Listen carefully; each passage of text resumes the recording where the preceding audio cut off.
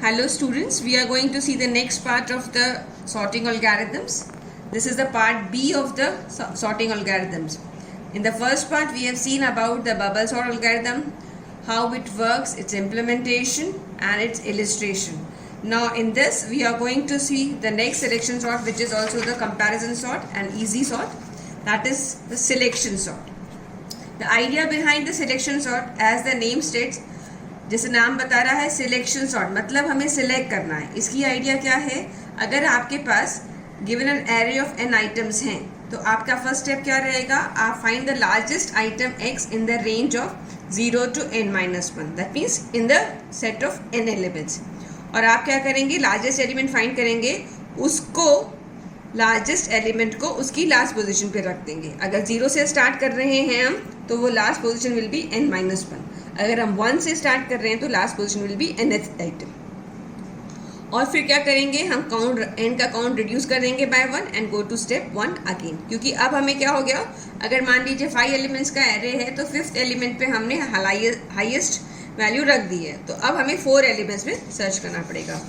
For example इसका illustration अगर हम देखें, एग्जाम्पल देखें तो यहाँ पे हमें 29, 10, 14, 37 और 13 का एक एरे दिया हुआ है, जिसमें हमें क्या करना है. इसमें अगर हम देखें तो लार्जेस्ट एलिमेंट कौन सा है, 37.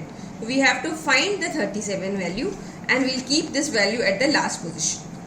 And in the next pass, this is the first pass. In the next pass what we'll do, we'll find out of this which is the highest value is 29.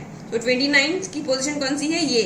तो इसके बाद नेक्स्ट पास में 29 will be kept at the fourth position. After this among 13, 10 and 14 अगर आप देखेंगे तो ये array partially sorted हो रहा है पीछे से. अब आप इसमें देखेंगे 13, 10, 14 में से 14 लार्जेस्ट है, तो 14 उसकी राइट प्लेस पे ही है, इसीलिए हमें मूव नहीं करना पड़ा. और 13 और 10 में से 13 नेक्स्ट हाईएस्ट है, तो हमने उसको मूव किया और ये 10 खुद ही आ गया. तो ये एरे जो है इस स्टेप में सॉर्टेड हो गया. अब आप यहाँ क्या देख रहे हैं कि हम हर मोमेंट पे पार्शियली सॉर्ट कर रहे हैं और उसको उसकी प्लेस पे रखते जा रहे हैं. इसको करने का तरीका क्या है, एल्गोरिथम क्या होगी, फॉर इंटीजर i n-1, ये आउटर पास के लिए i is greater than when i minus minus, ये आउटर लूप है जिसमें हम लोग क्या कर रहे हैं, we are finding the maximum value. जो मैक्सिमम वैल्यू हमें मिलेगी उसको फाइंड आउट कर लेते हैं. और फिर integer j is equal to 0, वो हम इस यहाँ पे मैक्सिमम वैल्यू फाइंड आउट करें. हमने पहले ही असाइन करी मैक्सिमम वैल्यू, उसके बाद हम उसको कंपेयर कर रहे हैं विद ऑल द एलिमेंट्स, जिससे हम कंपेयर करते करते हमें मैक्सिमम वैल्यू मिल जाएगी.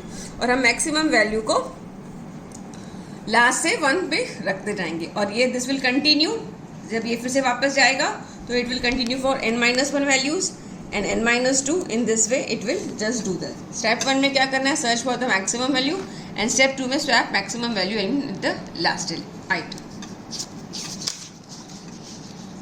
Selection sort is also very easy sort.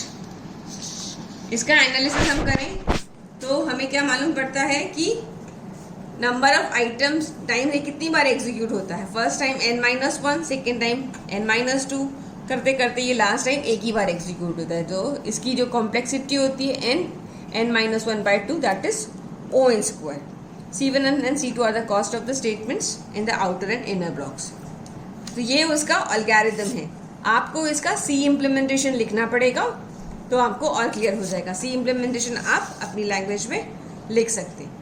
और इसमें आपको असाइनमेंट क्या क्या करना है, आपको एल्गोरिथम लिखना है सिलेक्शन सॉर्ट का. सेकेंड असाइनमेंट है write the C implementation of selection sort.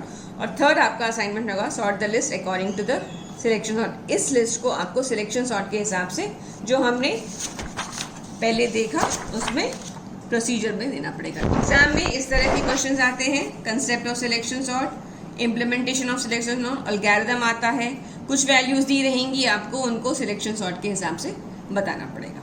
ठीक है, दैट इज आपको ये असाइनमेंट जमा करना है. We'll see in the next part the next type of sort. Okay, so good bye for now.